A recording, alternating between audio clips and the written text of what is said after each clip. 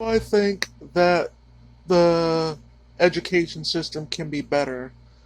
Well, I think it could be better by privatizing a lot of it.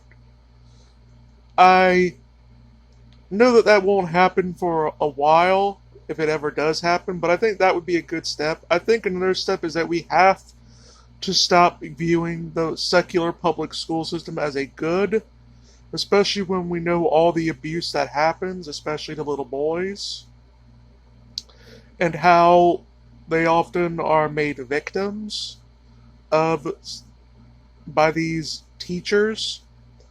And I think we just really need to point out a lot of the corruption that goes on there, even outside of the ones that we readily think about in the failing test grades. It's just not a good thing anymore, if it ever was.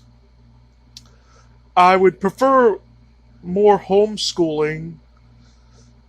be homeschooling to be more of an option, and I think that is along with private schooling that needs to be put into the discussion.